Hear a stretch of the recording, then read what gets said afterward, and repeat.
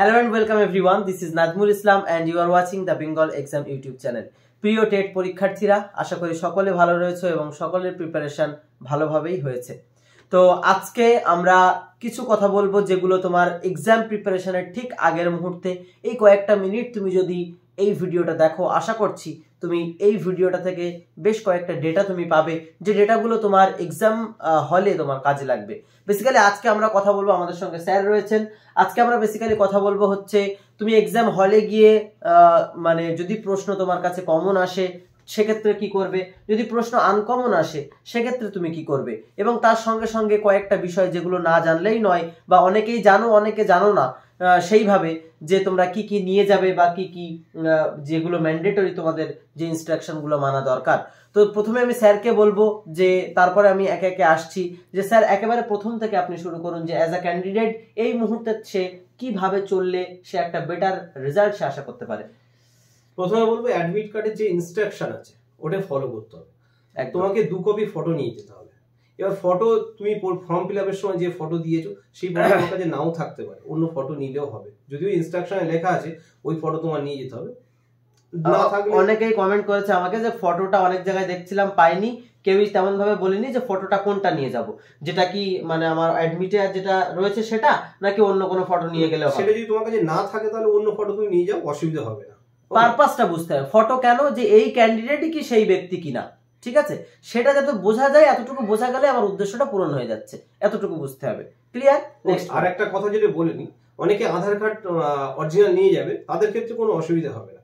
যারা জেরক্স করে আধার কার্ড নিয়ে যাবে তাদের ক্ষেত্রে আধার কার্ডে দেখবে ভ্যালিড সিগনেচার আছে কিনা। ভ্যালিড সিগনেচার মানে রাইট থাকে, রাইট থাকে। যদি তোমার জিজ্ঞাসা চিহ্ন থাকে তুমি অনলাইনে গিয়ে ওটা ভ্যালিড সিগনেচার করে নাও, তাহলে ভ্যালিড সিগনেচার হয়ে গেলে তুমি জেরক্স আধার কার্ড নিয়ে পরীক্ষা হলে যেতে পারবে না। এবার আরেকটা জায়গায় অনেকের যাদের আধার কার্ড রয়েছে, সে আধার কার্ডের জায়গায় সাপোজ এখন আবার গিয়ে মানে পরীক্ষার আগে পড়ার সময় ফেলে যদি আবার অনলাইনে গিয়ে ওইটা করতে যায়, সময় অপচয় হয়ে যাবে। তো সেক্ষেত্রে তো আরো অন্যান্য আইডি প্রুফ যেটা রয়েছে, পাসপোর্ট হতে পারে, ড্রাইভিং লাইসেন্স বা প্যান কার্ড, ঠিক আছে, এই সমস্তগুলো যদি থাকে, বা ভোটার কার্ড যাদের রয়েছে তারা সেগুলোও নিয়ে যেতে পারো। তার থেকে বড় কথা হচ্ছে তুমি ফর্ম ফিল আপের সময় কোন ডকুমেন্টস শো করেছিলে সেটা তোমার লেখা আছে, যে এই ডকুমেন্টস তুমি শো, হ্যাঁ সেটা সেই ডকুমেন্টস নিয়ে গেলে সবথেকে ভালো। ওকে, একদমই। আচ্ছা, তারপরে যেটা আমি বলতে চাইবো, যে এটার সঙ্গে যে অ্যাডমিটটা নিয়ে যাবে, এবং অ্যাডমিট নিয়ে যাওয়ার সাথে সাথে এই যে আধার কার্ড নিয়ে যাবে, এবং আধার কার্ডের জেরক্সও কিন্তু তার সঙ্গে তাকে নিয়ে যাওয়া দরকার। ওকে, তারপর বলুন। ব্ল্যাক বল পেন থাকছে তোমার কাছে, একটা মোটা ব্ল্যাক বল পেন, মানে আমি সবাইকে বলবো মোটা ব্ল্যাক বল পেন নিয়ে গেলে কি হবে, প্রশ্নটা গোল করতে কম সময় লাগে। একদমই। ওকে, 2 কপি তো ফটো নিচ্ছ, বল পেন নিচ্ছ, ওকে, আধার কার্ড নিচ্ছ, টোটাল এই কটা জিনিস নিয়ে যাও। আর বাকি তুমি হলে পৌঁছে গেলে বাকি গাইডলাইন্স তোমাকে ইনভিজিলেটর তোমাকে বলে দেবে যে এই গাইডলাইন্স তোমাকে ফলো করতে হবে। আর সব থেকে বড় কথা হচ্ছে তোমার একটা জিনিস মাথায় রাখতে হবে, ওএমআর সিটে রোল নাম্বারটা ঠিক করে লিখতে হবে। ওএমআর রোল নাম্বার যদি একবার ভুল হয়ে যায়, সে ওএমআর কিন্তু রিটার্ন করবে না। প্রত্যেক পরীক্ষার্থীর জন্য একটা করে ওএমআর আছে, সুতরাং ওএমআরটা তোমাকে নিখুঁতভাবে ফিল আপ করতে হবে। আর বাকি কি বলবো, রোল নাম্বারের নিচে যে গোলগুলো আছে ওগুলো ঠিকঠাক করে গোল ফিল আপ করতে হবে। সেখানে তোমাকে দেখতে হবে 0 আগে কিনা 1 আগে কিনা, যদি 1 আগে থাকে সেরকম অনুযায়ী তোমাকে ফিল আপ করতে হবে। টোটালি রোল নাম্বার তোমাকে বলবো, রোল নাম্বারটা খুব ভালো করে ফিল আপ করো।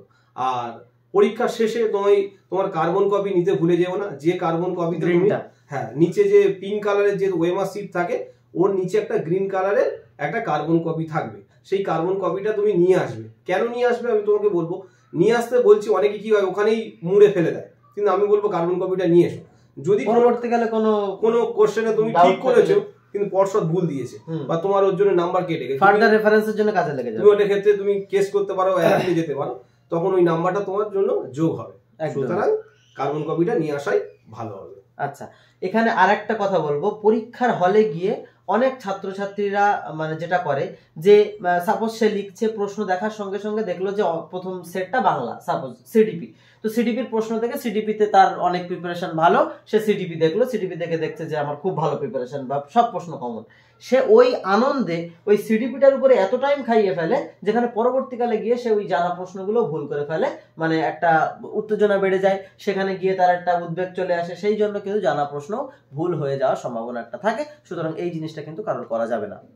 ওকে, আচ্ছা, যদি হলে ঘড়ি থাকে তাহলে তো খুব ভালো, তোমার কাছে 2.5 ঘন্টা এক্সাম, মানে তোমাকে 150 মিনিটের এক্সাম আর 150 নম্বরের কোশ্চেন, তাহলে প্রত্যেকটা প্রশ্নের জন্য তোমার কাছে থাকছে 1 মিনিট করে, প্রত্যেকটা পার্টে থাকছে তাহলে কত করে 30 মিনিট করে সময়, 30টা কোশ্চেন। তাহলে তোমাকে দেখতে হবে যে 30 মিনিট 40 মিনিট চলে গেলেও 40 মিনিট হয়তো কোনো পার্টে লেগে গেছে, পরের পার্টটা তুমি তাড়াতাড়ি করার চেষ্টা করবে। ওকে, আর একটা কথা বলবো, প্রশ্ন কিন্তু একবারই পড়লে একবার গুরুত্ব সহকারে পড়তে হবে, যে প্রশ্ন তুমি বারবার পড়ার সুযোগ পাবে না একদম। ওকে, প্রথমে একবার তুমি দেখে নিলে সাপোজ যে কেমন কি প্রশ্ন এসছে, তারপরে তুমি যখন একটা প্রশ্ন পড়বে ভালো করে পড়বে এবং যে প্রশ্নের ডাউট হবে সেটা আবার ঠান্ডা মাথায় টিল এন্ড পর্যন্ত, যতক্ষণ না পর্যন্ত ফুল স্টপ বা দাঁড়িয়ে আসছে ততক্ষণ পর্যন্ত পড়বে। একটা প্রশ্ন পড়ার পরেই কিন্তু হট করে তোমরা ডিসিশন নিয়ে ফেলবে না যে এর উত্তর তো এটাই হবে, তোমরা শিওর। এই জায়গায় কিন্তু এই ভুলগুলো বেশিরভাগ হয়ে থাকে। তার কারণ কি, এই একটু আগে কদিন আগে একটা প্রশ্ন দেখছিলাম যে ইংলিশ আমাদের কি, মানে এটা কোনো ফরেন ল্যাঙ্গুয়েজ না সেকেন্ড ল্যাঙ্গুয়েজ না ফার্স্ট ল্যাঙ্গুয়েজ, ঠিক আছে, ম্যাক্সিমাম দেখবে যে ইংলিশ তো ফরেন ল্যাঙ্গুয়েজ, কিন্তু ওই আমাদের অনুযায়ী ইংলিশ হচ্ছে সেকেন্ড ল্যাঙ্গুয়েজ, ঠিক আছে। তারপরে বলুন।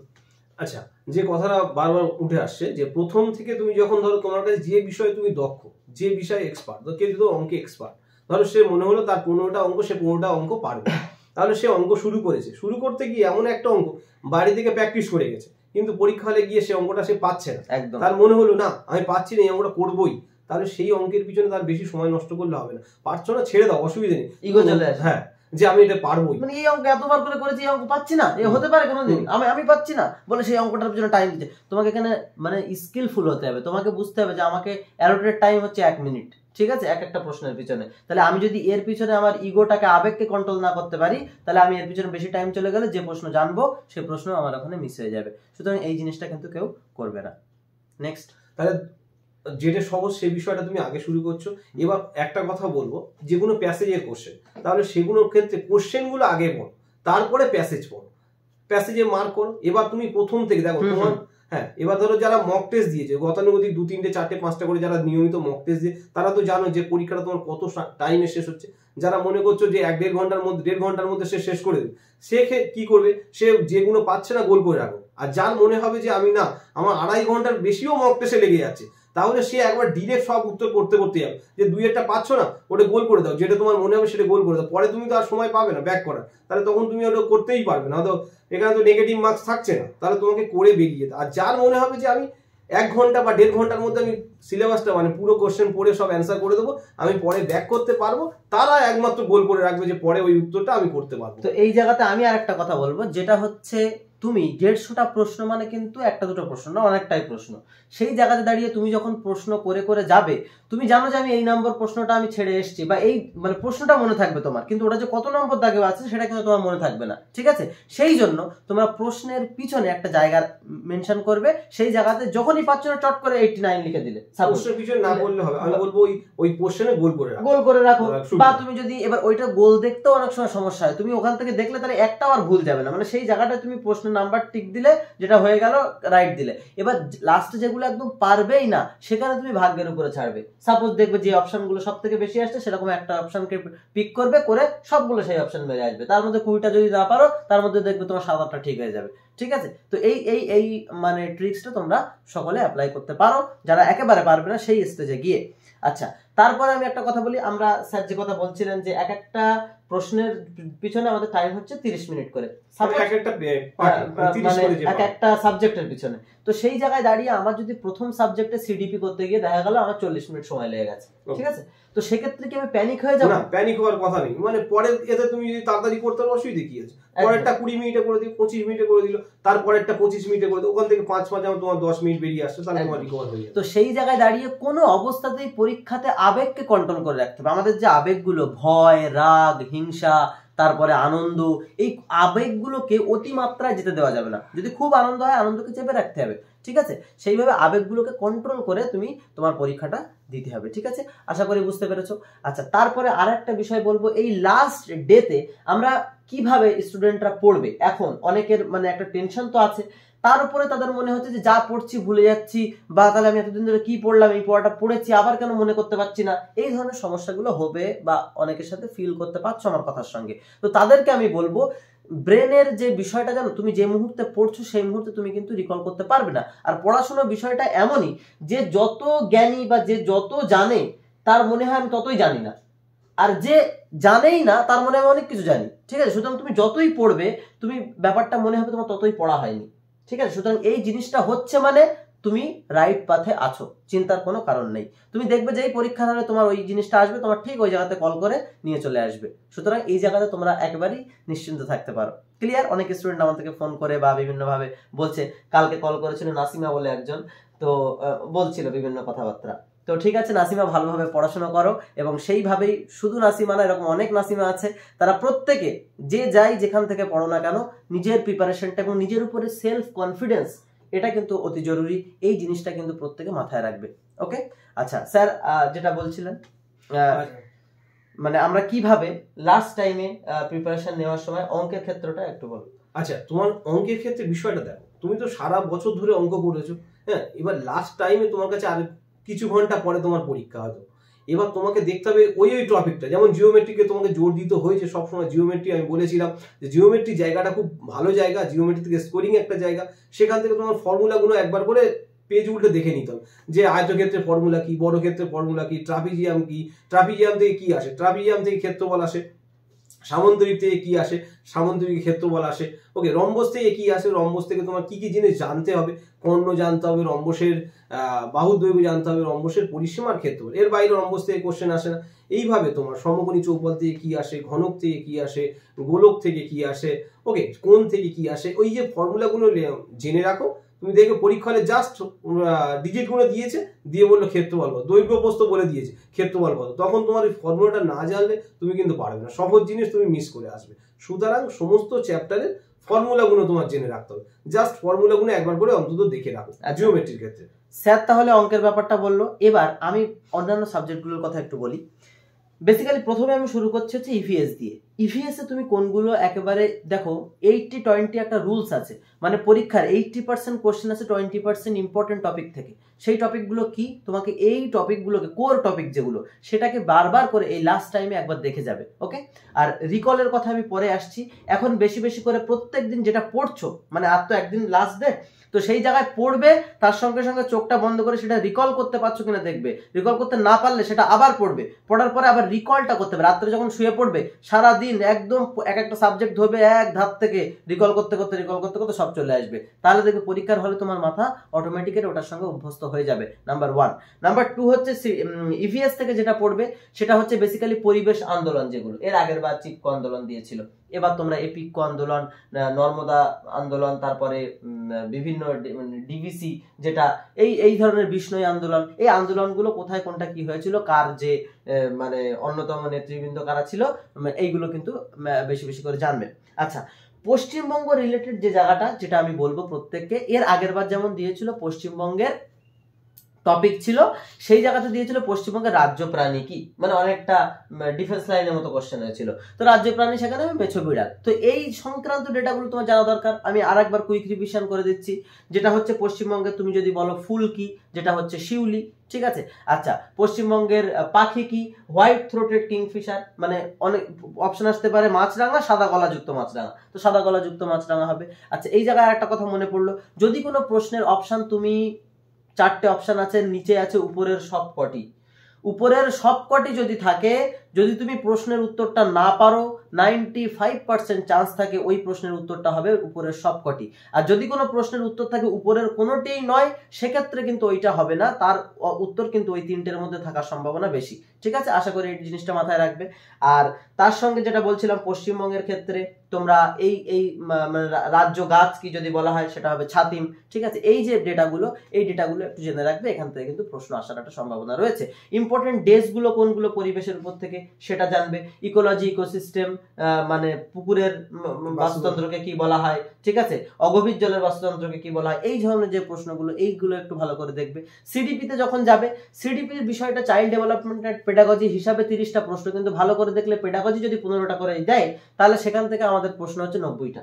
তো সেই জায়গা থেকে দাঁড়িয়ে 5টা পাঠে 75, 5টা পাঠে 75টা, হ্যাঁ। তো সেই জায়গাতে দাঁড়িয়ে আমাদের সিডিপি তারপরে না 75 প্লাস এখানে সিডিপিতে তো আরো 15টা আছে। হ্যাঁ, তো সেই জায়গা থেকে দাঁড়িয়ে আমরা যেটা আসবো সেখানে সিডিপির সবসময় উত্তরগুলো যাবে শিশু কেন্দ্রিক, মানে একটা শিশু রিলেটেড, নাকি আমার নিজস্ব রিলেটেড। ঠিক আছে, একটা প্রশ্ন যদি তোমার ইনস্ট্যান্স দেয় যে একটা শিশু তার পড়াশোনাতে মন বসছে না, সেখানে তার একটা কারণ হলো তার বাবা মার মধ্যে যে বিভিন্ন ধরনের মানে সংসার জীবন, তাদের মধ্যে কলহ হচ্ছে, তারা বাচ্চাকে সময় দিতে পারছে না। তাহলে এখানে শিক্ষক হিসাবে তুমি কি করবে? শিশুকে গাইড করবে না তার বাবা মাকে গিয়ে বোঝাবে? কখনোই তুমি দায়িত্ব নিয়ে এক্সট্রা দায়িত্ব নিয়ে বাবা মাকে গিয়ে বোঝাতে যাবে না। শিশুকে কিভাবে গাইড করা যায় সেটা তুমি চেষ্টা করবে। তো এই যে ব্যাপারগুলো, এই ব্যাপারগুলো সূক্ষ্ম সূক্ষ্ম ব্যাপারগুলোকে তোমাকে চুলচেরা বিশ্লেষণ, চিনি আর লবণ দুটোই কিন্তু সাদা, কিন্তু তোমাকে একটা দুটো স্বাদ কিন্তু দুরকম, তোমার কালার দেখে চিনলে হবে না, টেস্ট দেখে চিনতে হবে। ঠিক আছে, সিডিপির প্রশ্নপত্রের উত্তরগুলো কিন্তু দুটোই এরকমই হবে, তোমাকে একই রকম দেখতে লাগবে কিন্তু মানে কিন্তু এর ভিতরে আলাদা আছে। আচ্ছা, এলিমেন্টেশন পদ্ধতিটা স্যার একটু বলুন যে কখন কি এটা করবে। তোমার কাছে ধরো option A B C D 4টে অপশন আছে, তুমি দেখলে সেই কোশ্চেনটা তুমি কোনোদিন পড়োনি, ওকে জানো না সেই কোশ্চেনটা, কিন্তু দেখলে এ বি সি ডি 4টে অপশন আছে, যেখানে এ বি সি তিনটে একই টাইপের, ডিটা দেখলে অড, তিনজনের থেকে আলাদা, এ বি সি একই টাইপের, ডিটা অড, তাহলে অ্যান্সারটা ডির দিকে তুমি চলে যাবে। ডি অপশনটা তোমার পারফেক্ট হওয়ার সম্ভাবনা সব থেকে বেশি। ওকে, এলিমিনেশন করলে তারপরে তুমি দেখলে পড়েছো, কোশ্চেনটা পড়েছো, কিন্তু কোশ্চেনটা দুটোর মধ্যে তুমি কনফিউশন হচ্ছে, 50-50 চান্স, এ বি সি ডি 4টে অপশন আছে, এ বি সি ডি, এ আর বির মধ্যে 50-50 চান্স, তাহলে তোমার যেটা মনে হবে এ বির মধ্যে অবশ্যই এ বির মধ্যে যে কোনো একটা করবে, এই নিয়ে তোমাদের কোনো ডাউট থাকার দরকার নেই। ওকে, এই তো হলো। তারপরে তোমার কাছে তো যে কোশ্চেনটা তোমার কাছে ভালো কথা, যে কোশ্চেনটা শেষে না থাকবে, নয় থাকবে, সেটা একটু খেয়াল করে পড়ে নিও, যে নয় বলেছে না, সেখানে কিন্তু তোমার অসুবিধা হতে পারে, যে লাস্টে নাটা দেখলে না তখন তোমার অ্যান্সারটা ভুল, মানে হুট করে প্রশ্ন দেখে ডিসিশন আসা যাবে না, এইটা তুমি মাথায় রাখো। যে যে আমার এই কথাটা মাথায় রাখবে, পরীক্ষার দিয়ে এসে তোমার পরীক্ষা কেমন হলো, প্রত্যেকে পরীক্ষা দিয়ে আসবে, দা বেঙ্গল এক্সাম ইউটিউব চ্যানেলটা সার্চ করবে, ইউটিউবে এসে কমেন্টে জানাবে যে তোমরা কেমন কি কমন পড়েছে, কেমন কি তোমরা পরীক্ষা দিয়েছো, সমস্ত বিষয়গুলো তোমরা কিন্তু একটু কমেন্টে জানাবে পরীক্ষা কেমন হলো। ওকে, আর আরেকটা বিষয় বলবো, প্রত্যেকে বি কনফিডেন্ট, প্রত্যেকে অবশ্যই, কনফিডেন্সটা কিন্তু এমন একটা জিনিস যেখানে কনফিডেন্সের জোরেই কিন্তু তোমার সেই ব্যাপারটা তোমার সব সময় আসবে। ওকে, তুমি একটা জানা জিনিস কনফিডেন্সের কারণে তোমার মনে করো একটা মানে 4 ফুটের একটা গাড্ডা আছে, ঠিক আছে, সেই গাড্ডাটা তুমি লাফ মেরে পেরোবে। ওকে, তো সেই জায়গায় তুমি যদি কনফিডেন্স তোমার কম হয়ে যায়, তুমি যদি লাফ মারো, তুমি কিন্তু গাড্ডার মধ্যেই পড়ার সম্ভাবনা বেশি থাকে। কিন্তু যদি কনফিডেন্স নিয়ে দুপা পিছনে গিয়ে জোরে একটা লাফ মারো, তুমি চোখ খুলে দেখবে গাড্ডার ওপারে চলে গিয়েছো। সুতরাং কনফিডেন্সটা বেশি করে দরকার। পরীক্ষার হলে যখন বসবে, একেবারে এইভাবে নয়, এইভাবে স্পাইনাল কর্ডটা সোজা রেখে এইভাবে একটা নিঃশ্বাস নেবে। ঠিক আছে, সবসময় তোমার বডিকে সবসময় যাতে বডিতে অক্সিজেন লেভেল বেশি থাকলে অটোমেটিক্যালি ব্রেনটাকে পিক পারফরমেন্সে কাজ করাবে। আর বডিতে তুমি যদি নার্ভাসনেস হয়ে অল্প অল্প নিঃশ্বাস নাও, দেখবে ব্রেনও অটোমেটিক্যালি সাথ দেবে না। ঠিক আছে, উইকনেস লাগবে। তো এইগুলো সব মাথায় রাখবে, রেখে সেইভাবে পরীক্ষা দাও। Wish you all the best. প্রত্যেকে কোনো ভয় নেই, একেবারে আমি তোমাদের পাশে ছিলাম, আছি, থাকবো। এবং এই একটা ব্যাচ আবারও চলে যাচ্ছে, আমার ক্লাস, আমার সমস্ত কিছু থেকে তোমরা যেভাবে ক্লাস করেছো তার জন্য অসংখ্য ধন্যবাদ। যদি কোনো কথায় কেউ কখনো কষ্ট পেয়ে থাকো বা কিছু হয়ে থাকে, আমাকে সেইভাবে ক্ষমার দৃষ্টিতে নিও, বা মনে যেন সেই জায়গাটা রেখো না। আমি আশা করছি সেরকম কিছু হয়নি, বাট তারপরেও যদি কিছু হয়ে থাকে, ঠিক আছে। আর তোমরাও চলে যাচ্ছ, একটা মায়া পড়ে যায়, একটা প্রত্যেক দিনের শিডিউল, একটা সবকিছু। তো সেই জায়গা থেকে দাঁড়িয়ে তোমরা প্রত্যেকে তোমাদের জায়গায় সফল হও, এটা আমি সত্যিই মন থেকে কামনা করি। ওকে, এটাই আমি চাইবো। এবং তোমরা প্রত্যেকে পরীক্ষা দিয়ে আসার পর আনসার কি পাওয়ার জন্য, যারা নতুন দেখছো প্রথমে, তাদেরকে বলবো যে আনসার কি পাওয়ার জন্য অবশ্যই চ্যানেলটাকে সাবস্ক্রাইব করে রাখো। যারা এখনো হয়তো আমার ক্লাস দেখো, ভালোও লাগে, কিন্তু তুমি সাবস্ক্রাইব করো, সেই বিয়ে বাড়িতে সেই নিজের লোকেদেরই খাওয়ানো হওয়ার মতো। ঠিক আছে, তো সেই জায়গায় দাঁড়িয়ে তোমরা প্রত্যেকে যারা সাবস্ক্রাইব করোনি, সাবস্ক্রাইব করে রেখে দাও। এবং অবশেষে একটাই কথা মনে রাখবে, যে মনের জোরটা কিন্তু অতি জরুরি জীবনে কিছু করার জন্য। যে জল দিয়ে স্নান করে সে পোশাক বদলায়, আর যারা ঘাম দিয়ে স্নান করে তারা ইতিহাস বদলায়। ঠিক আছে, সুতরাং সেই জায়গায় দাঁড়িয়ে আমাদের সকলেরই মনে আছে যে দশরথ মাঝির কথা, পাড়ার লোকে, গ্রামের লোকে তাকে পাগল বলেছিল, কিন্তু সে যদি ওই পাগলটাকে শ্যান হওয়ার জন্য সে যদি ওই পাহাড় কাটা বন্ধ করে দিত, ইতিহাসে কখনো ওই গ্রামের লোকেদের কেউ জানে না, চেনে না, কিন্তু দশরথ মাঝিকে কিন্তু সবাই চেনে। তো সেই জায়গায় দাঁড়িয়ে লোকে পাগল বলবে, লোকে অনেক কিছু বলবে, কিন্তু তোমাকে তোমার রাস্তায় ঠিক থাকতে হবে, তোমাকে মনের জন্য এগিয়ে চলতে হবে। Okay, wish you all the best, be confident, প্রত্যেকে তোমার জায়গায় সফল হও এবং দামাকাদার ভাবে পরীক্ষাটা দিয়ে আসো, এটাই আশা করি। আর ভিডিওটা প্রত্যেকে শেয়ার করে দিও। দেখা হচ্ছে পরবর্তী কোনো ভিডিওতে। প্রত্যেকে সুস্থ থেকো, ভালো থেকো, নিজের খেয়াল রেখো। Till then take care, good bye, best of luck. চলো, বেস্ট অফ লাক।